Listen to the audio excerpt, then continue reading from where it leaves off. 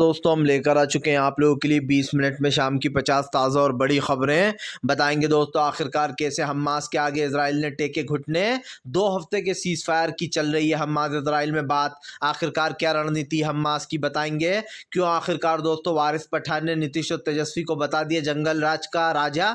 आपको बताएंगे एमआई नेता की हत्या पर मचा है बवाल। और आखिरकार कैसे WFI की जो सदस्यता थी इसको भंग करने पर कमेटी को क्या कांग्रेस ने कैसे बीजेपी को घेरा। और आखिरकार कैसे हमास और इजराइल की लड़ाई दोस्तों अब अंत की ओर बढ़ रही है क्योंकि इजराइल ने घुटने टेकने शुरू कर दिए। तो तमाम मुद्दों पर होगी बात, लेकिन उससे पहले अगर आपने अब तक हमारे चैनल को सब्सक्राइब नहीं किया जल्दी से कर लीजिए। पास में एक घंटी आएगी, इसको भी दबाइए ताकि हर वीडियो की अपडेट आप तक पहुंच पाए। दरअसल दोस्तों आपको बता दें चले हमास के आगे पूरी तरीके से बेबस हुआ इजराइल ने दोस्तों टेक दिए हैं घुटने। दरअसल आपको बताते चले दोस्तों अब हमास के आगे इजराइल मांग रख रहा है। दरअसल आपको बता दें हमास ने अपनी शर्तें बताई हैं कि वो 2 हफ्ते का सीज फायर चाहता है अगर उसको अपने बंधकों को छुड़ाना है। तो हमास ने साफ कहा है कि 2 हफ्ते के सीज फायर के बदले वो उसके 40 बंधकों को रिहा करेगा। आपको बता दें चले पता तो यही चला है कि अभी भी हमास के पास काफ़ी तादाद में इजरायली सैनिक और वहाँ के बंधक है। इसी को लेकर हमास ने 2 हफ्ते का टाइम मांगा है। हमास ने साफ कहा कि अगर सीज फायर लगवाना है, मतलब अगर तुम चाहते हो कि हो तो फिर तुम्हें 2 हफ्ते के लिए सीज फायर लगाना होगा, 7 दिन के लिए नहीं। सीधी सी बात है, हमास की ये शर्त मानना ही पड़ेगी इजराइल को, वरना हमास नहीं मानने वाला। आपको बता दे चले दोस्तों मच गया घमासान। जी हाँ, एक बार फिर से WFI की सदस्यता भंग करने के ऊपर ब्रिजभूषण अब बीजेपी के ऊपर ही भड़क गया। ब्रिजभूषण ने कहा कि सरकार की सहमति, सबकी सहमति से ये चुनाव हुआ था और संजय सिंह मेरा कोई रिश्तेदार भी नहीं था, लेकिन जानबूझ के पहलवानों ने उसका विरोध किया। दरअसल दोस्तों मेन बात ये थी कि बीजेपी को पता चल चुका था कि लोकसभा चुनाव आ रहा है। लोकसभा चुनाव को मद्देनजर रखते हुए दोस्तों WFI की जो कमेटी थी उसको भंग कर दिया गया, क्योंकि जाहिर सी बात है ये मुद्दा बहुत तुल पकड़ रहा था। मोदी सरकार की आलोचनाएं हो रही थी कि एक तरफ तो बेटी बचाओ बेटी पढ़ाओ की बात करते हैं, दूसरी तरफ एक जो मलिस करते हैं लड़कियों को, रेपिस्टों को, उनको ही कुश्ती संघ का अध्यक्ष बनाया जा रहा है। यही कारण है दोस्तों जो कांग्रेस के दबदबे के कारण ही बीजेपी ने अपने कदम पीछे हटाए, क्योंककि अब ये मुद्दा इतना बढ़ गया था कि विपक्ष लगातार इस मुद्दे को उठा रहा था। आपको बता दे चले दोस्तों महज 24 घंटे के अंदर मारा गए 35 इजरायली सैनिकों को उतार दिया अल-कासा ने मौत के घाट। जी हाँ, दरअसल आपको बता दे चले दोस्तों पिछले 24 घंटे के अंदर 35 से ज़्यादा इजरायली सैनिकों को अल-कासा ने जो है मौत के घाट उतार दिया। बताया जा रहा है 24 घंटे के अंदर ही इन लोग की जो है यहाँ पर बोलती बंद हो गई। जाहिर सी बात है दोस्तों अल-कासा के इस हमले के बाद कहीं ना कहीं पूरी तरीके से जो है एक्सपोज होता हुआ नजर आ गया है इजराइल। जाहिर सी बात है इजराइल के सामने अब कोई रास्ता बचा नहीं है और सिर्फ 24 घंटे के अंदर 35 से ज़्यादा सैनिक मारे गए हैं। मतलब कि दोस्तों दबदबा यहाँ पर बढ़ता चला जा रहा है और गाज़ा में दौड़ा दौड़ा कर इन लोगों को मारा गया है। आपको बता दें चले दोस्तों आखिरकार फिर से एक बार जो है जगदीप धनखड़ की हो गई मिमिक्री। जगदीप धनखड़ को दोस्तों फिर से एक बार TMC के नेता ने घेर लिया। दरअसल आपको बता दें चले अभी तो कुछ दिन पहले ही ये मामला सामने आया था कि भैया देखो कैसे जगदीप धनखड़ की मिमिक्री उतार रहे हैं कल्याण बनर्जी। अब कल्याण बनर्जी ने दोस्तों कल फिर से एक सभा में जगदीप धनखड़ की मिमिक्री की। हुगली में गए थे वो एक सभा के आयोजन में, जिसमें उन्होंने बाकायदा फिर से जगदीप धनखड़ की एक्टिंग कर बताया और बताया कि जगदीप धनखड़ कैसे उन पर एक्टिंग को लेकर चिढ़ रहे थे, तो उन्होंने जानबूझ के फिर से वही एक्टिंग कर दी। आपको बता दे चले दरअसल कल्याण बनर्जी का साफ कहना है कि इस दुनिया में बहुत सारे मिमिक्री आर्टिस्ट थे, ऐसा बुरा नहीं मानना चाहिए। और अब वो चिढ़ गए, ये चिढ़ में उन्होंने डोबाला करके बताइए कि क्या उखाड़ लोगे, मेरा जो करना कर लो। आपको बताते चले कल्याण बनर्जी ने एक तरीके से इसलिए भी घेरा है जगदीप धनखड़ को क्योंकि जब वो पश्चिम बंगाल के दोस्तों अभी राज्यपाल थे कुछ महीनों पहले, तब तक दोस्तों ममता बनर्जी और पूरी TMC को घेरा करते थे और ऐसा लगता था कि वो राज्यपाल नहीं बल्कि बीजेपी के प्रवक्ता की तरह वो काम करते, जबकि राज्यपाल का काम होता है ये देखना कि काम सही हो रहा है या नहीं हो रहा है। लेकिन राज्यपाल तो दोस्तों वहाँ पर बीजेपी का प्रचार करने में लगे रहते थे, तभी तो उनको बीजेपी ने फिर उठाकर स्पीकर बना दिया राज्यसभा का। आपको बताते चले दोस्तों फिलहाल असदुद्दीन ओवैसी ने बीजेपी नीतीश और तेजस्वी पर बोला बड़ा हमला, बोले बिहार में चल रहा है जंगल राज। दरअसल आपको बताते चले ओवैसी MI के एक नेता की गोली मारकर हत्या कर दी गई। 3 बदमाश बाइक पर आए और जो है यहाँ पर उसको मारकर चले गए। आपको बताते चले उन्होंने कहा कि फिलहाल आरिफ जमाल जो कि हमारी MI के वो थे सांसद, उनको मारकर चलेगा और नीतीश कुमार देखती रह गई। अभी कुछ दिन पहले जो है वारिस पठान ने बताया कि उनकी पार्टी के एक व्यक्ति का फेसबुक अकाउंट हैक कर लिया गया था, जिसके बाद उनको धमकियां मिल रही थी। उन्होंने कहा कि नीतीश और तेजस्वी बिहार में जंगल राज बना रहा है, और इस चीज़ को दोस्तों उन्होंने एक तरीके से उजागर किया है। आपको बताते चले, दरअसल एमआई के नेता को जिन लोगों ने है उनका अभी तक कुछ खास पता चला नहीं है, इसी को लेकर ओवैसी जमकर भड़क गए। आपको बताते चले दोस्तों, फिलहाल आखिरकार क्यों हमास इजराइल के बीच में दोस्तों खिंच गई है लकीर। हमास बोला इजराइल को हमारी तमाम शर्तें मानना पड़ेंगी, तभी हम सीज़ फायर को अनुमति देंगे। दरअसल सबसे पहले तो 7 दिन वाले ऑफर को खारिज कर दिया था हमास ने, और हमास ने कहा था कि हम 7 दिन के सीज़ फायर नहीं चाहते। पहली मांग तो हमास ने यही रखी थी कि इजराइल को ये लड़ाई ख़त्म करना चाहिए और उसको इस जंग को बंद कर देना चाहिए। और तो दूसरी तरफ इजराइल ने कहा था कि वो हमास से हम पर प्रेशर नहीं डाल सकता है। आपको बता दें, अब बताया जा रहा है कि फ़िलहाल 2 हफ्ते के सीज़ फायर के बदले 40 लोगों को रिहा करने की बात चल रही है, जिसको लेकर हमास इजराइल की डील का खुलासा हुआ है। अब ये देखना होगा कि आखिरकार इस डील के क्या मायने हैं। आपको बताते चले दोस्तों, प्रधानमंत्री नरेंद्र मोदी के ऊपर जमकर भड़कते हुए नजर आए मल्लिकार्जुन खड़गे बोले बीजेपी जब तमाम सांसदों को बाहर निकाल देती है तो उसका एक ही मोटिव होता है कि वो अपने बिल को पास करा ले बिना विपक्ष की अनुमति के। दरअसल दोस्तों जाहिर सी बात है, विपक्ष होता है तो वो कानून पर सवाल उठाता है और इन बिलों को रोकता वो पास होने से, लेकिन विपक्ष को तो संसद के बाहर ही निकाल दिया गया। और ऐसा पहली बार नहीं हुआ है दोस्तों, आप देख लीजिए, जब से बीजेपी सत्ता में आई है तब से वो विपक्ष को संसद के बाहर निकलवा देती है और अपने सारे बिलों को पास करा लेती है। यही नहीं, अगर विपक्ष अंदर भी होता है तब भी विपक्ष हंगामा मचाता रह जाता है और बीजेपी अपने बिलों को पास करा लेती है, क्योंकि बीजेपी के पास बहुमत होती है। और यही कारण है दोस्तों, जो हमारे देश में कुछ ऐसे चीज़ें भी, कानून भी आ गए हैं जो कहीं ना कहीं मानव अधिकार के खिलाफ जाते हैं, जो उनके अधिकार हैं उसका उल्लंघन कर रहे हैं। लेकिन क्या करें, विपक्ष की बात कोई सुनने वाला है नहीं। संसद में सब बीजेपी के लोग बैठे हुए हैं दोस्तों, जाहिर सी बात है, जबकि उपराष्ट्रपति का काम ये होता है कि वो सबकी सुने, लेकिन यहाँ तो कुछ उल्टे ही गंगा बहती है भैया।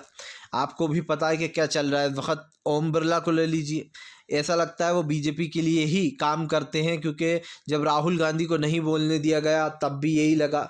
जब जो है यहाँ पर दोस्तों ममता बनर्जी की एक तरीके से लाडली कह सकते हैं, उनको भी बाहर निकाल दिया गया। अब एक एक कर मतलब सबको जो है संसद के बाहर निकाल दिया जाता है। अब जाहिर सी बात है, महुआ मोहितरा के बाद अब अगला नंबर किसका है, क्योंकि पहले राहुल गांधी को निकाला था, अब महुआ मोहितरा को, और अगला नंबर पता नहीं किसका आने वाला है। आपको बताते चले दोस्तों, फिलहाल अमेरिका को लगा बड़ा झटका। 40 होस्टेस ने दोस्तों जो है यहाँ पर पूरी तरीके से कर दिया मना। दरअसल आपको बताते चले, हूती विद्रोहियों के खिलाफ दोस्तों कई देशों ने मना कर दिया। हूती विद्रोहियों के खिलाफ दोस्तों सीधा कई देशों ने साफ कहा है कि वो हूतियों के खिलाफ नहीं लड़ेंगे। आपको बताते चले, Netherlands, Norway, Denmark, France, Italy, Spain एन दोस्तों इन तमाम देशों ने सीधे इनकार कर दिया है कि वो हूतियों के खिलाफ नहीं लड़ेंगे और ना ही वो लाल सागर में अपने जहाज़ों को उतारने वाले हैं। आपको बता दें, दरअसल अमेरिका ने ये मांग की थी कि जो हूती विद्रोही हैं वो लगातार बिजनेस पर इफेक्ट डाल रहे हैं, वो लोग जो है लगातार हमले कर रहे हैं, इससे निपटने के लिए जो है यहाँ पर हमें अपने अपने जहाज़ों को उतारना चाहिए और हमें लड़ाई लड़नी चाहिए। लेकिन आपको बताते चलें, जिन देशों के मैंने आपको नाम बताया, Netherland, Norway, Denmark, France, Italy, Spain, इन तमाम देशों ने साफ साफ मना कर दिया है कि वो किसी भी हाल में अपने जहाज़ों को नहीं उतारेंगे और ना उनको हूती विद्रोहियों से लड़ना है। तो अब ये साफ़ हो चुका है कि फ़िलहाल दोस्तों कई देशों ने अमेरिका का साथ छोड़ दिया और ये साफ कह दिया कि वो हूतियों के खिलाफ नहीं जाएंगे।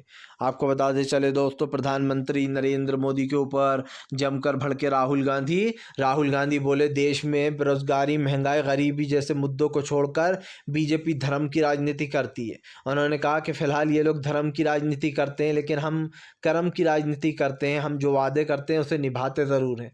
राहुल गांधी ने कहा कि हम अपनी राजनीति कर देंगे इसी तरीके से, भले ही बीजेपी को अच्छा लगे या ना लगे। उन्होंने कहा कि बीजेपी की राजनीति सब लोग देख रहे हैं कि क्या है। जाहिर सी बात है दोस्तों, सिर्फ हिंदू मुसलमान करना, इन मुद्दों पर कहीं ना कहीं सरकार घिर जाती है और फिर से यही मैटर निकल कर सामने आया, जहां पर ये साफ कर दिया गया है कि वो अब इन मैटर पर ही चर्चा करेंगे। और दोस्तों जाहिर सी बात है ये मैटर एक बड़ा मैटर भी है, जहां पर राहुल गांधी ने साफ कहा कि फिलहाल देश में कास्ट सेंसस को लेकर भी कई मुद्दे उन्होंने कहा कि विपक्ष को संसद से बाहर निकाल दिया जाता है, विपक्ष को अपनी बात तक नहीं रखने दी जाती। आखिरकार ये कैसा लोकतंत्र का हिस्सा हो गया, क्योंकि ये लोकतंत्र का हिस्सा तो नहीं हो सकता दोस्तों।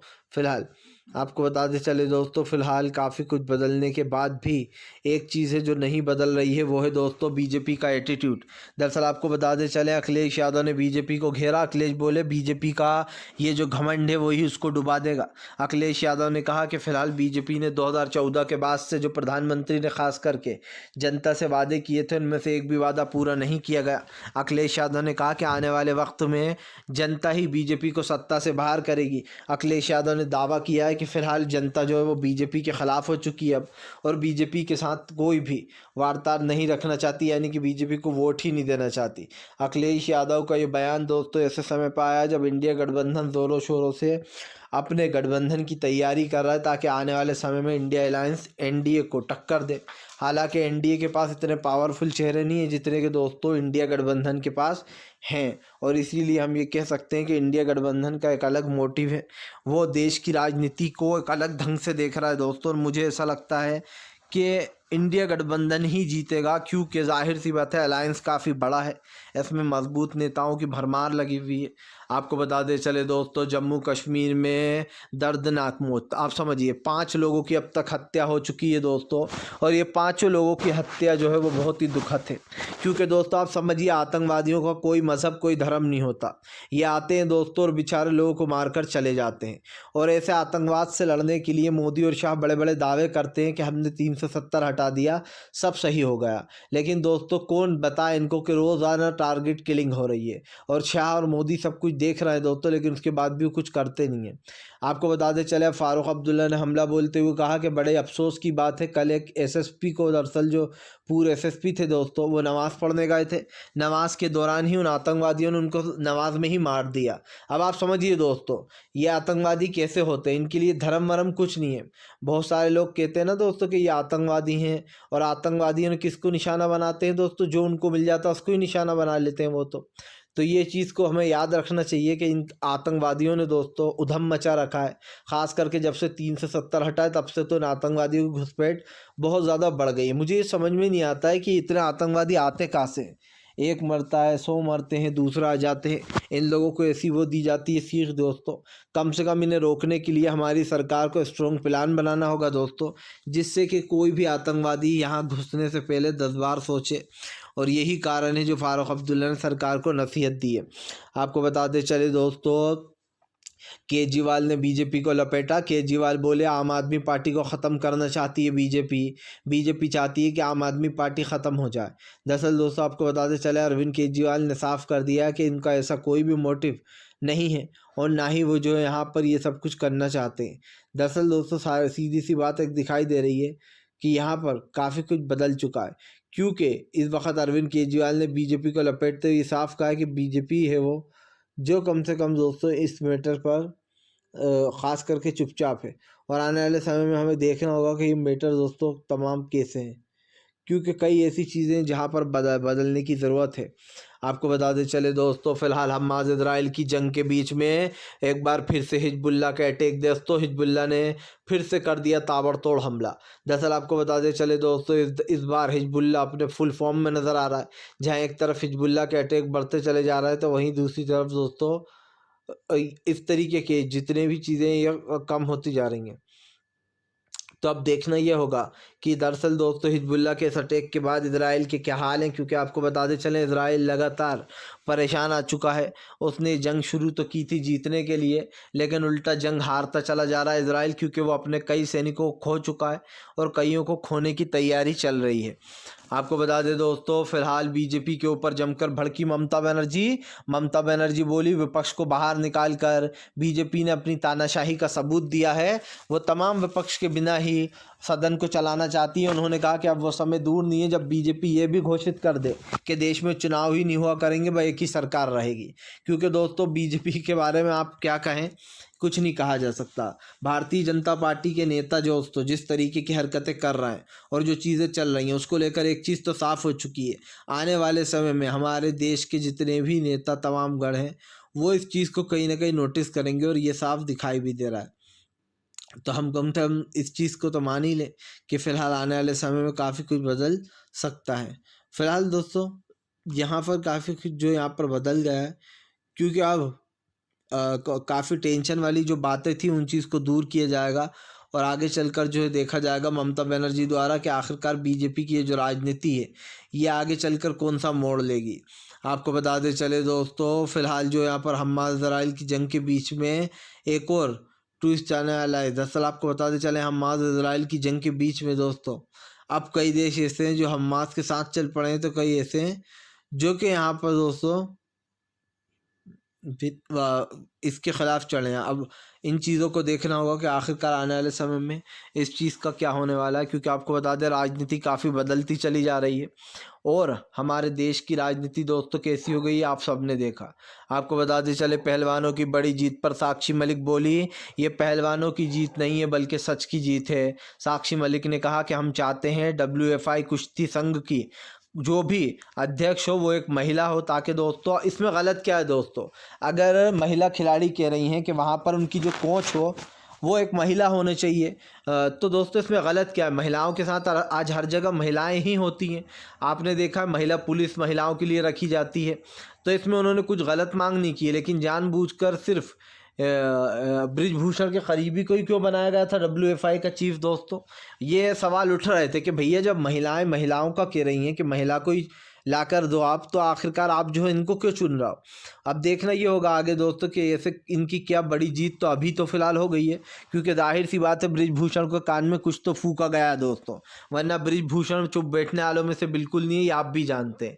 बीजेपी को दोस्तों बृजभूषण के ख़िलाफ़ फैसला लेना ही पड़ा बड़ी मुश्किलों से, क्योंकि बीजेपी खुद भी जानती है कि अगर वो ऐसा नहीं करती तो जनता के दिमाग में ये बात बैठ जाती कि बीजेपी जो है वो एक तरीके से ख़ास करके विरोधी है और महिला विरोधी है। इसीलिए बीजेपी ने चाल चल दी कि रातों रात बृजभूषण का फैसला पलट दिया गया है। आपको बता दें चले दोस्तों हमास इजराइल की जंग में निकलने वाला है नया मोड़। दरअसल आपको बता दें चले दोस्तों अब बताया जा रहा है अरब देशों ने इजराइल को समझाने की कोशिश की है कि वो जंग को रोक दे, क्योंकि इजराइल का उसी में फ़ायदा है। दरअसल दोस्तों सब जानते हैं कि इजराइल और हमास की इस जंग में काफ़ी कुछ जो यहाँ पर बदल चुका है, लेकिन कुछ ऐसी चीज़ भी हैं जो यहाँ पर हमको कुछ सिखाती हैं और ऐसे में ये हमें देखना दिलचस्प होने वाला है कि आने वाले समय में, यानी कि जब हमास और इजराइल की लड़ाई दोस्तों अंतिम दौर पर पहुँचेगी तो क्या होगा। क्योंकि जाहिर सी बात है एक तरफ इजराइल जो है वो अपने सैनिकों को खो रहा है, तो दूसरी तरफ हमास जो है ये बात बार बार बोल रहा है कि इसमें इजराइल की ही गलती है और इजराइल की वजह से ही उसके सैनिकों की जानें जा रही हैं। आपको बताता चलूँ दोस्तों फ़िलहाल जो है यहाँ पर 2024 के चुनाव के लिए बन गई इंडिया गठबंधन की रणनीति। दरअसल आपको बताते चले मेन जगहों को घेरा जा रहा है जहाँ पर सबसे ज़्यादा सीटों का आकलन है। जैसे आपको बताते चले उत्तर प्रदेश में तैयारियाँ शुरू कर दी हैं इंडिया गठबंधन ने पहले से ही, उसकी यात्रा तो निकल ही रही है, लेकिन समीकरण बिठाना भी शुरू कर दिए कि आखिरकार जब सीटों का बंटवारा होगा तो कैसे होगा। आपको बताता चलूं क्योंकि उत्तर प्रदेश से सबसे ज़्यादा MPs चुनकर जाते हैं।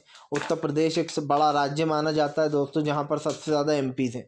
उसके बाद दूसरे नंबर पर बिहार आता है, क्योंकि बिहार में भी सेम उत्तर प्रदेश से थोड़े ही कम नंबर आते हैं, लेकिन वहाँ पर भी संख्या बहुत ज़्यादा है। यही कारण है दोस्तों जो ये दो राज्य बहुत महत्वपूर्ण माने जाते हैं, ख़ास करके जब इलेक्शंस होते हैं तो अब ये देखना है कि आखिरकार ये राजनीति अब किधर मुड़ने वाली है, क्योंकि अब की बार सीधा दोस्तों राहुल गांधी वर्सेस मोदी पर ही चुनाव लड़ा जाएगा, इन दो चेहरों पर। और आगे ये देखना होगा हमने कि क्या जो है मोटिव निकल कर सामने आता है। आपको बताते चले दोस्तों क्या सच में जो है यहाँ पर प्रशांत किशोर हो जाएंगे इंडिया गठबंधन में शामिल।